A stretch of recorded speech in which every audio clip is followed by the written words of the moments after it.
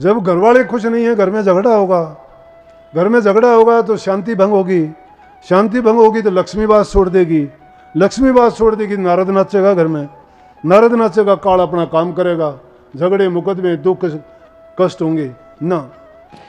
आप सभी को राधा स्वामी। देखिए, जो आज का सत्संग का विषय है उसमें महाराज जी ने बताया कि अगर हम अपना जीवन गुरु को अर्पित करते हैं तो हमारा जीवन किस तरह संवर जाता है, किस तरह गुरु हमारे सभी दुखों को हर लेते हैं और हमें सही दिशा सही रास्ता दिखाते हैं। और साथ ही महाराज जी ने बताया कि गुरु के वचनों पर चलने वाला इंसान कभी परेशान नहीं हो सकता, गुरु उसकी हर समस्या को, उसके पाप कर्मों को काट देते हैं। और साथ ही महाराज जी ने बहुत अच्छी अच्छी बातें बताई है, जो बातें हम अपनाते हैं तो हमारा जीवन सार्थक बन जाता है। तो चलिए आपका कीमती समय लेते हुए सत्संग को शुरू करते हैं। राधा स्वामी। इसलिए ये चीज़ें हमें ही नुकसान देती हैं। पहले अपने आप को मारते हैं, जब कहीं दूसरे को मारने के लिए कोशिश करते हैं तो अपने आप को ना मारो। अपने आप को जो जिंदा कर लेता है वो दूसरे को भी जिंदा देखना चाहता है। जो खुद इंसान सुखी होना चाहता है वो दूसरे को सुख देना चाहता है। दुख का तो नाम भी बुरा है। जिस दुख को तुम सहन नहीं कर सकते दूसरा कैसे सहन करेगा। और फिर इस 84 लाख योनि के तो दुख सहे नहीं जाते। इसलिए ये अवसर हमें जो मिला है इसको व्यर्था नहीं खोना। कितना अच्छा अवसर है कि गुरु मिला, नाम मिला, इंसान का चोला मिला, सब कुछ करने के लायक हैं हम। अगर वो टाइम आ गया कि थोड़ा बहुत हमें कोई किसी प्रकार का झटका आ गया, दिमाग खराब हो जाएगा, चला जाएगा, व्यर्थ टाइम चला जाएगा। अगर कोई आ गया पैरालिसिस का झटका आ गया, अंगहीन हो जाओगे। देख देख के इस दुनिया को मन में ख्याल आएगा कि मैंने उस वक्त में काम सोच के नहीं किया। अगर प्रभु को याद करोगे तो छोटी मोटी चीज़ रोग दोष से मुक्त हो जाओगे। इन बीमारियों से ये फटकेंगी भी नहीं। मालिक के प्रति तुम सच्चे सुरखरू होकर जब बरतोगे, अपने मन को जब प्रभु में जोड़ दोगे, लेकिन जोड़ोगे कब? जब मन से खालिश हो जाओगे। मन में जब तक बुराइयां भरी पड़ी हैं आप नाम जपने के लायक नहीं हो। घरों में प्यार प्रेम और शांति रखो। बूढ़े बुजुर्ग सबकी इज्जत कदर करोगे, तुम्हारी भी इज्जत और कदर होगी। अदले का बदला है। जिसके साथ तुम अच्छा करते हो तुम्हारे साथ अच्छा जरूर होगा। तुम दूसरे का बुरा करते हो तुम्हारे साथ भी बुरा जरूर होगा। ये ज़रूरी नहीं है कि तुमने, अगर तुम्हारे पीछे से भी तुम्हें वो गुण मिला है तो वही गुण लेके तुम चलो। नहीं, अगर वो दुर्गुण तुम्हें मिला हुआ है तो अच्छों के साथ जाके उस दुर्गुण को धो सकते हो। संतों का संग और सत्संग उन बुराइयों को मिट के तुम्हें अच्छी राह दिखाता है, तुम्हारे जीवन को संवारने का तरीका बताता है। संतों की शरण में जाके जब तक हम अपने आप को सुमरण में, ध्यान में, भजन में नहीं लगाया और ये जन्म हमने यूं ही व्यर्था कमाया तो फिर ये अवसर हमें फिर हाथ नहीं आएगा। इसलिए कि निश्चित समय नाम का सुमरण तो हर समय कर सकते हो।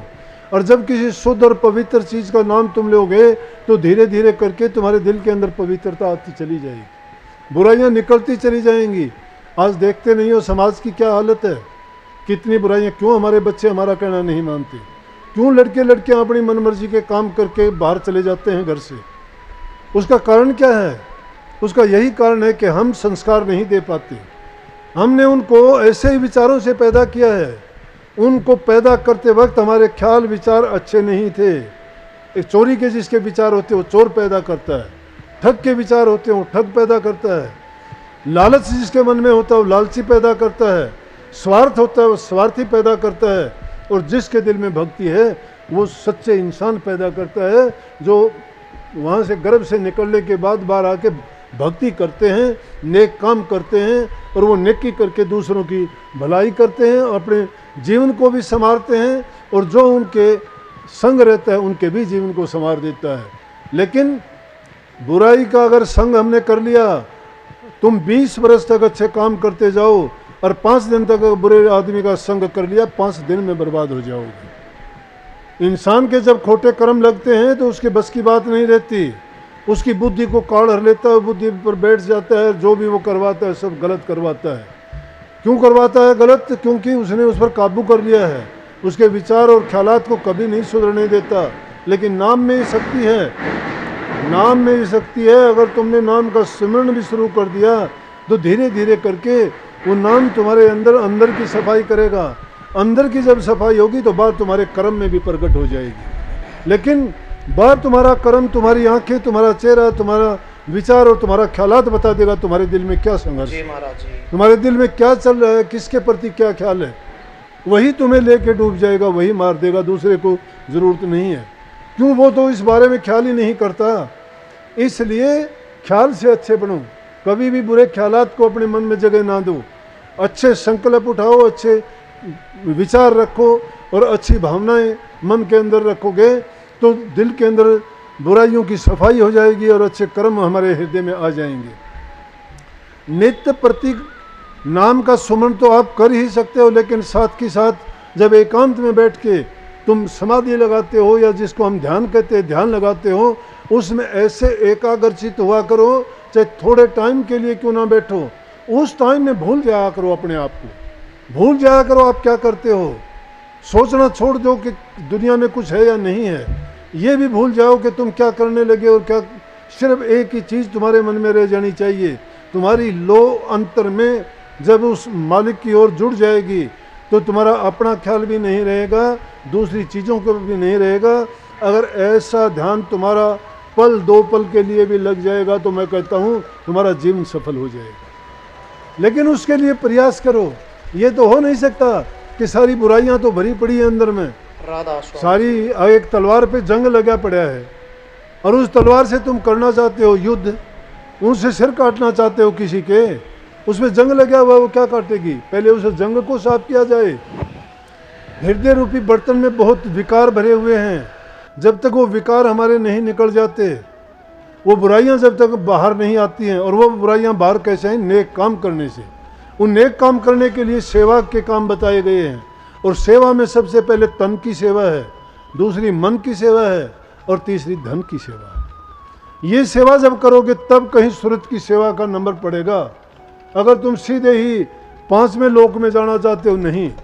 मैं तो ये कहता हूँ आज जो इस युग में हम कर्म देखते हैं, बेटा बाप को बुरा बोलता है, माँ बाप, लड़की माँ बाप का कहना नहीं मानती है, भाई भाई का दुश्मन है, गला काटता है। किस चीज़ के लिए? छोटी सी जगह के लिए, 2 पैसे के लिए, थोड़े से स्वार्थ के लिए, थोड़े से लालच के लिए। और उस लालच के लिए जो वो बुरा काम कर जाता है, उस स्वार्थ के लिए, क्या वो स्वार्थ पूर्ति हुई उसकी? कानून उसको सजा देता है, उस जेड़ में सड़ता है।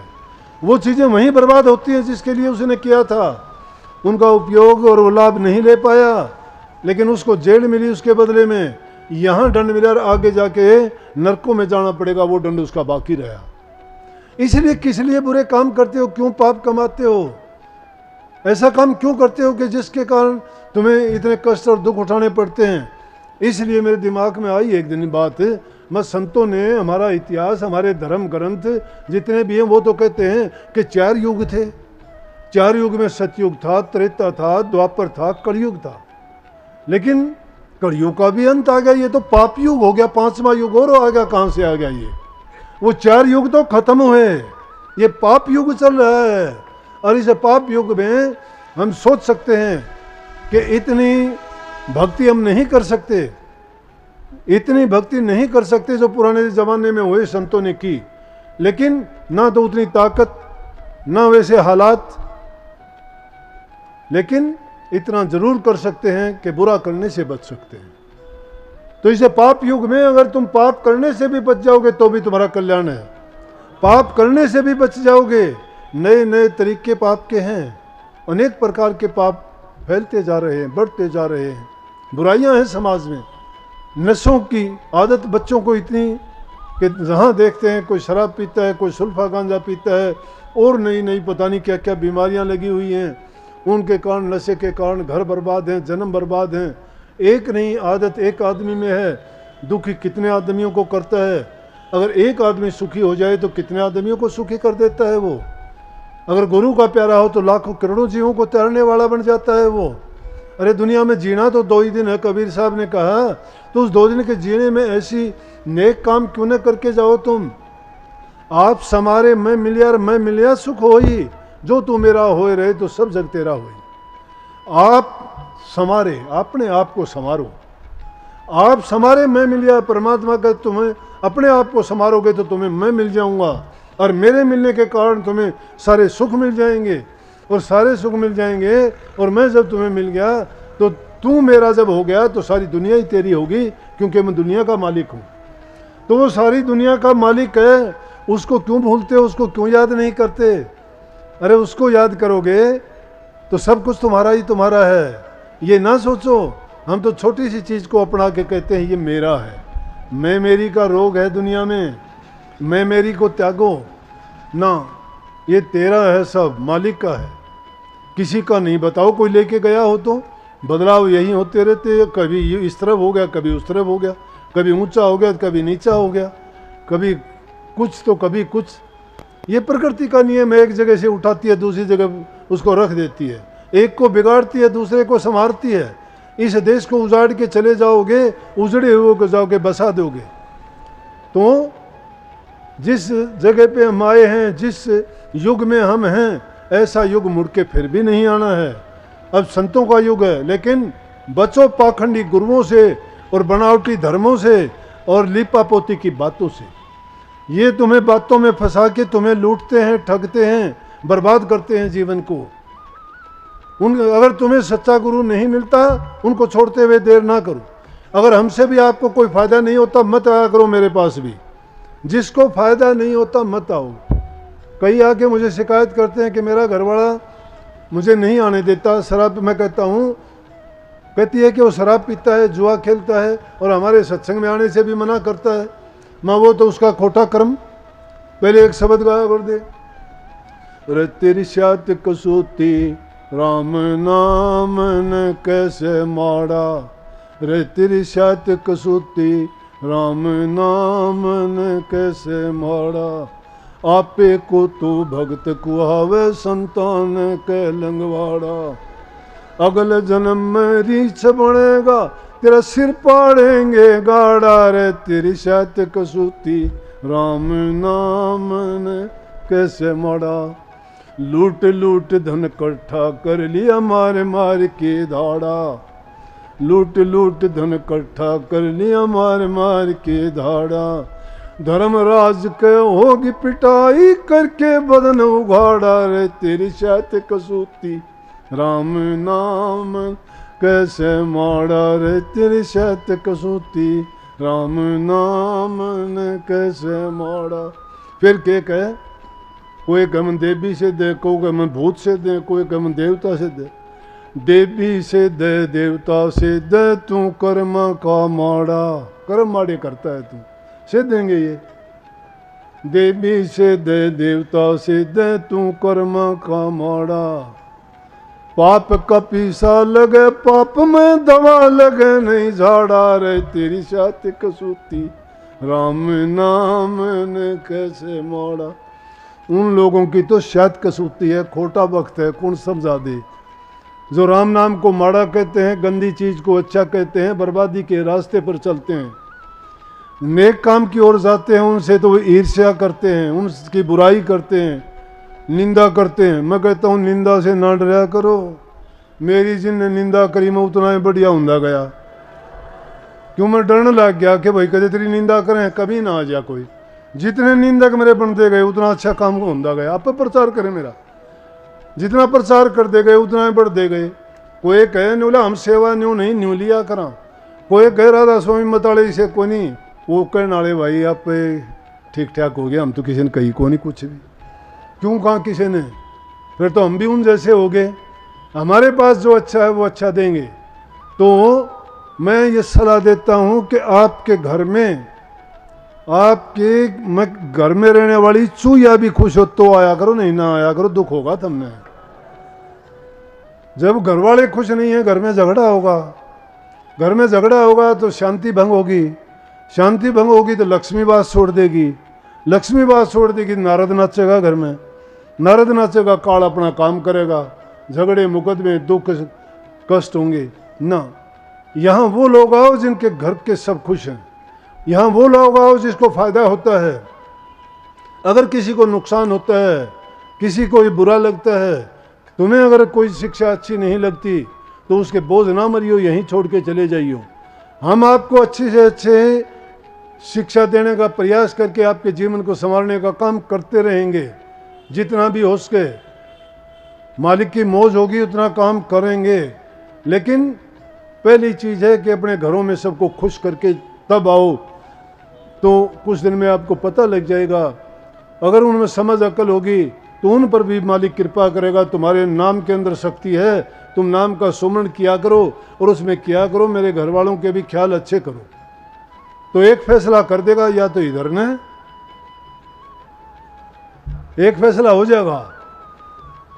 ये तो इस बात की चिंता ना किया करो, बल्कि अच्छा करने के लिए कोशिश और प्रयास किया करो। किसी भी हाल में ये ना भूलो कि हमने नाम ले रखा है, और ये बहानेबाजी जब मन करता है, कोई आलस तंग करता है, कोई और चीज़ अड़चल पैदा करती है, तो समझा करो कि ये मेरे ऊपर काल ने अपना जाल डालना शुरू कर दिया, मुझे बचना चाहिए। लाख काम छोड़ के भी आपको प्रभु की भक्ति करनी चाहिए। उसके सिवाय हमारे हित की, हमारे जीवन को बनाने वाली कोई चीज़ नहीं है। जो कुछ बनता है उसे मालिक की कृपा दृष्टि से बना है। उसकी नज़र जब फिर जाती है तो सब कुछ बर्बाद हो जाता है।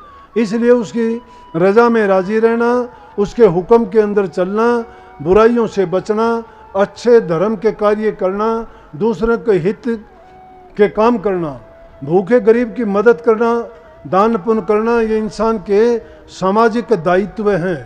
परिवार का लालन पालन सही तरीके से करना, बूढ़े बुजुर्ग की इज्जत कदर करना। जो अपने सास ससुर की इज्जत नहीं करते वो नरकों में जाएंगे। बताओ, उनका जीवन बहुत बर्बाद हो जाएगा। मैं नहीं कहता उनका कर्म करेगा ये काम।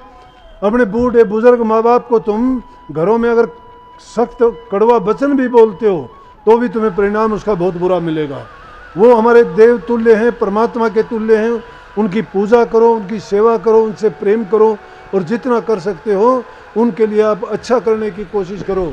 उनकी आत्मा खुश होके दिल से जो आपके लिए आशीर्वाद देगी, अच्छी भावना देगी, वो फलीभूत होकर आपको बहुत शांति देगी।